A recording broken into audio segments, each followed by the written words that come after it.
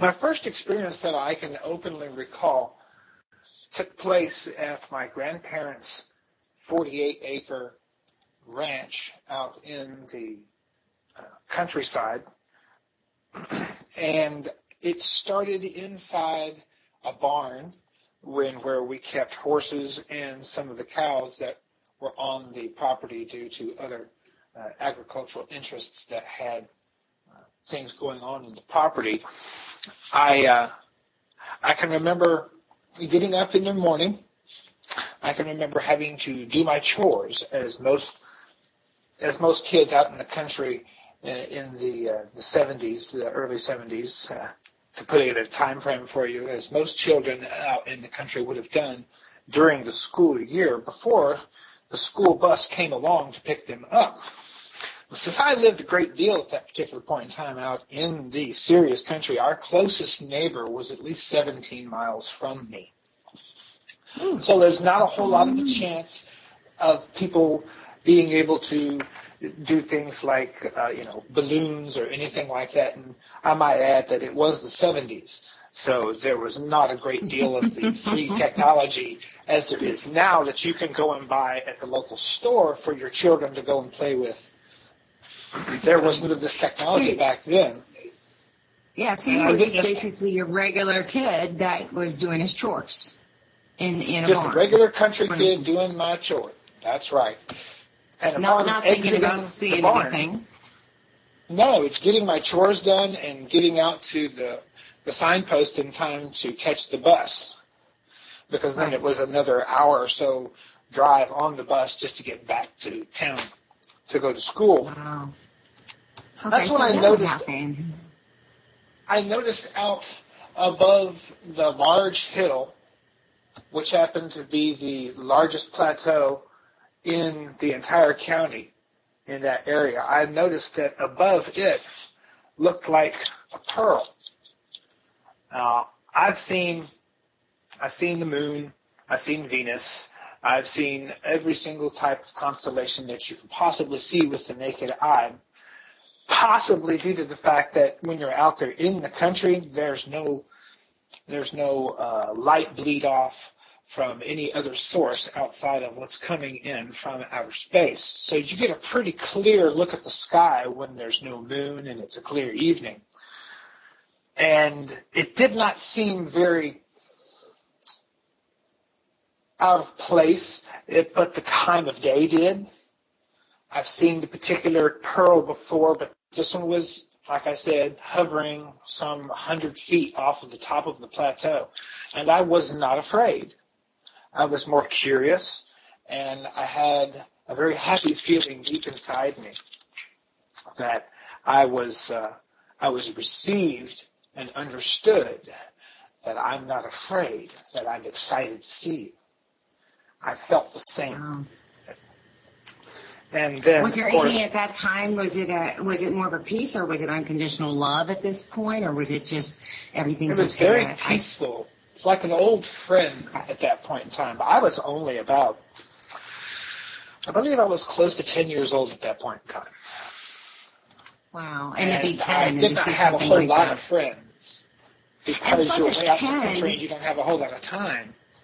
Right, and plus, given the time frame, there's like 3 channels available on TV, and at 12, that was it. You had the off-air thing. That's right. And you definitely didn't run to school or tell your parents if something's flying in the sky or whatever, because in the culture that we live in, whether you're Islam or Jewish or Christian, anything that can't be explained away is explained away as something evil. So I totally get it. And that feeling of peace and not being afraid, that's what really interests me about your story, because I wasn't afraid either. People, have they asked you when you told them their story, Constantine, weren't you scared? What do you say? No, I wasn't scared. I believe the first person I told it to was the principal at the school that I was going to, and he said that he immediately dismissed it. He said that it was a weather balloon, and because there was a military base close by, it was more than likely something that had blown away from the the base that was over there and don't pay it any mind. I did not mention the part that I had seen it before. Oh, I see. So, and that's interesting because seeing an opalescent object in the sky shaped like a pearl doesn't sound like anything military to me in the 70s, but that's just me. You being formerly in the military, did you ever see something like that while you were in the military? I had further experiences of a brown reptilian that would come to me in the barracks in two of the areas that I was stationed at. He would come and visit me frequently, but I never told anybody about that while I was there because I knew if the moment I start opening my mouth about something like that, the next thing you know, I'm going to be checking weather balloons in Alaska. I know, and that was like my point. You've been in the military, so maybe looking back, you're like, I never saw anything like that floating around the base. For them to say, oh, maybe it's something military. Okay, well, I just want to go back to where you're 10 and you're at that barn. What happened then? Did it go away? Did something happen? Did you experience something? Or did you just run and catch a school bus? At that point in time, I ran and caught the school bus. Being raised by a disciplinarian of a grandparent at that point in time, I understood the consequences of missing the school bus. So I got to the school bus. I got to school. I made one mention of it to my school principal. He dismissed it, and I knew that his discussion with me on that particular subject was completely his. He didn't believe it. They just one of these kids with another creative imagination. He sees hundreds of them every year. Right, and he's trying, or in my case, she's just trying to get attention. Yes. I just kept my mouth shut. So you learned at a young age, like most of us did, and I know Lindsay's the same, to just, who are you going to tell? David Icke. Who's going to believe me? And who's going to believe me? So it almost becomes like your little secret, but let me ask you, I know a lot of biography in much more detail as Steve and I have talked. Can you tell us the first time that you saw a reptilian, how old you were, what you were doing, and what happened? I know that might be too much more to break it up, but start wherever you want to as far as, okay, you're there and bam, you don't know it's a reptilian, it's something. How old are you and what happens? 11 years old. Okay. And I'm at the same ranch out in the countryside. And it's in my room. This house that I'm in is an old schoolhouse that's been turned into a house. Nonetheless, it's still very old. Hardwood floors, up off the ground with cinder block back then was brand new, so it's still, brick in the area made. It's just a very old house. And it's in my room. I'm laying in my bed, and I'm very, very aware it's in my room. And okay, when you say, yes, what is it? When I mean it, there is an entity in my room, and it's taller than the room, and it's in the corner of the room, and it does not look like the wallpaper that's in here. It's a lot brighter, and as I said, it's very tall. I can only make out a torso, some legs, arms, and that's about it, because the shoulders of this were at the top of this ceiling in this old house. And this is a very, very old house back when 10, 11-foot ceilings was standard ceiling because they had to have the vents over the top of the windows in order to cause a draft to keep things cool. So I saw it in the corner, and it's very tall. I was not offended. I was not scared. I was more mildly curious and excited to see this being that was, at that point in time, I just thought it was white or whitish. And it was there, but it was not there, but it was definitely there in presence. But at that time, when we I could see the line in the corner.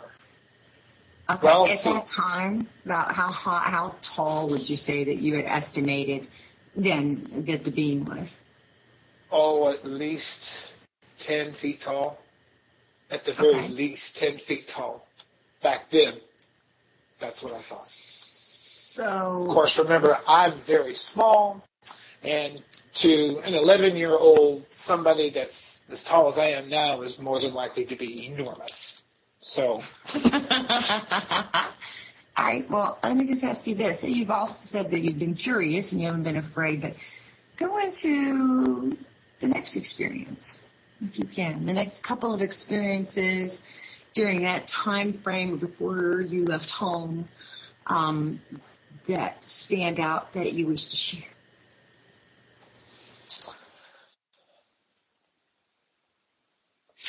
Well, let's see.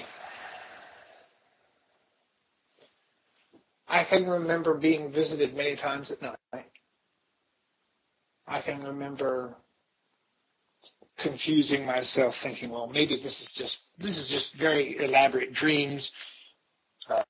I can remember having a dream. I can remember having the confusion of whether it was a dream or not, still out here at that ranch, and having the distinct impression that I was outside, and it was outside with me.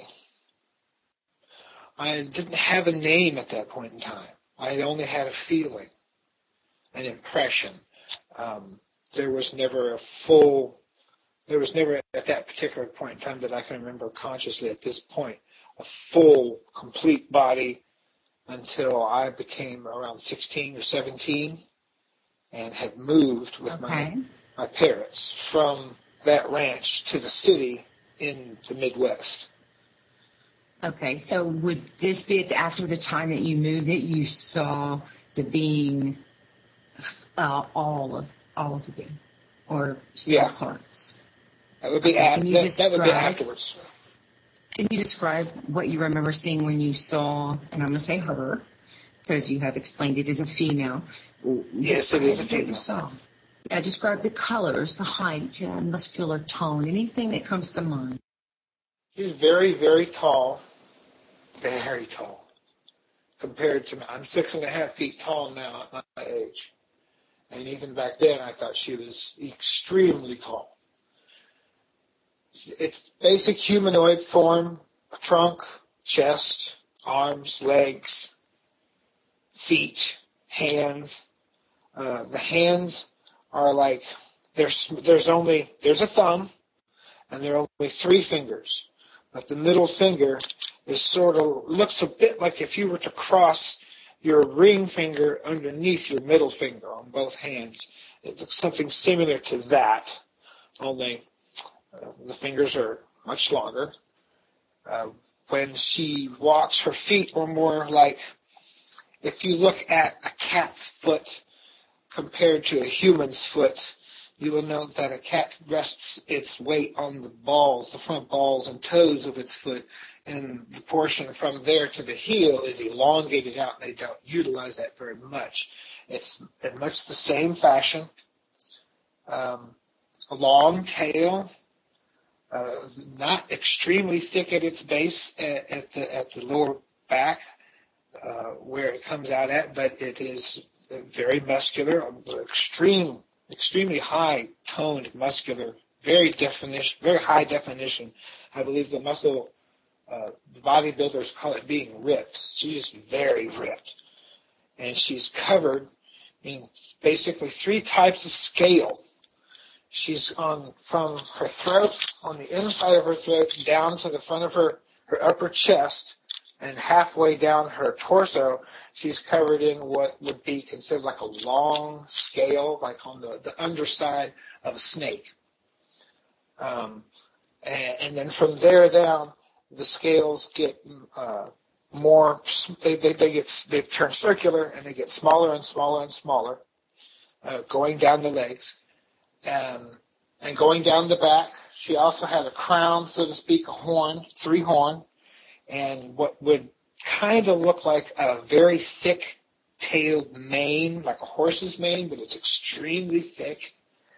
And it runs down her back and along with the small ridge of scale, kind of like the dinosaur known as a stegosaurus, runs down in plates, down like that. And they're all, at that particular point in time, she showed herself to me. It looked like she was a statue, a large dragon-like statue with this long cloak on, which I found out were wings later on, and she looked like a fire opal, a white fire opal, that deep, rich, swirling. If you've ever looked at a fire opal, if you've had the opportunity to look at a large or any type of fire opal, you see the blue and the yellow and the red flecks in it that makes it sort of dance like fire, but that milky texture of the opal behind it is what she looked like. She was a gigantic sculpture made out of fire opal, white fire opal. Okay, so we're getting an idea of the body and the size. Can you describe the appendages, the feet and the toes? What they look like? Did it walk upright? She walks upright. Okay. She has a very long neck. I come to find out later on. She has a very long neck, which would possibly put her in the 12 to 14 foot range from where she touches the ground with her feet, her toes, that are very close together like a cat's paw, only she has black talons that come out. They're small, they're short, but they do come out. They do extend out like a cat's claw do, and they do retract.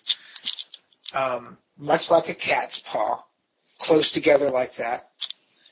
And when she walks, it's not clumsy and fixed like a dinosaur you would see on TV or some the Jurassic whatever, and not so clumsy and not corner here, corner there, corner here, corner there. It's more like she flows very gently but with purpose when we're on craft. When I'm on craft with her, she's very commanding presence about her, not anything evil or anything that would give you the impression that she would hurt you or she has the intention to hurt you, but you do get the impression when she's moving that, you give this entity her presence. You give her space because if that's just the way you feel. It's not imposing. It's not hateful. It's a very tender and caring feeling, but she very graceful when she moves. Very graceful, not as quick as you would think, and not in slow motion either, but very flowing, very just like wind. If you could see wind in motion, like smoke, trailing smoke, how it goes over the top of whatever object is in its path, it just swirls over and around it. She moves a lot like that. She just trails along. You see her legs moving like normal. Her knees are bent backwards, not forwards. Just a lot like, the only way I can point it out, come close to, is early Chinese arts depicting what I have also been told are what known as creator dragons. Those are the dragons that are of 3 toes, 4 toes, 5, 6, stuff like that. I have a question. Did she have teeth? Like, what was her face like? If you, she does have teeth. They're very short, but then again, remember, she's a lot taller than I am. So I guess you could say it would be like the size of the end of my thumb to the tip. She has sharp teeth. They do have different purposes than one would like to talk about. But She does not utilize them very frequently. She does not have to. But they are for eating. They do have to eat. You have to have teeth in order to consume and to masticate some of the, or masticate, I apologize, the food that's prepped for them, or the food that they themselves go and get them on their own hunts if they so desire to do so. Her head is, it's oblong. It's not grotesquely oblong like you see a lot of depictions of tall grays. Her head is not that bulbous. She has almond-shaped eyes that are almost on one on either side, each of the head, like modern-day Earth lizards are, not like the chameleons. But she has her nose is close to her eyes. Her eyes are, her nose is not like yours and mine. It's in the same place, only her nostrils are up by where our tear ducts would be, in the close portions of where our eyes are the closest together, and there is no nose. So that portion where on a humanoid, where your nose would protrude from that portion of your cranium, it's not there. It's smooth. It's very fine scaled, almost looking like if you could take baking soda and put it out on a black surface and spread it out thin. That's the way that's how fine the scales look on her nose, on that area where her nose is. She has the two nostril points and a small line that comes down to the top of her upper lip. The eyes are very, very, very clear, like crystal, very fine crystal, and they're yellow. And they have a slit that runs through them from top to bottom. She has shown me on more than one occasion, it's sort of like her way of winking at me, she has shown me that they have two sets of eyelids, much like our cats. Would be the closest thing that she has explained to me, how a cat has two eyelids. There's the one that has the outer eyelid, and then there's the one on the inside that you have the tendency to see when your cat is very, very relaxed. Her ears do not protrude out from the sides of her head like ours do. They are small holes towards the back portion of her head, where if you were, like on your own head, if you were to take your finger and run it up to the top of where your ears stop on your head and then come backwards a little bit, about 3 inches, that's right about where her nostrils, or her ears, I apologize, where her ears are.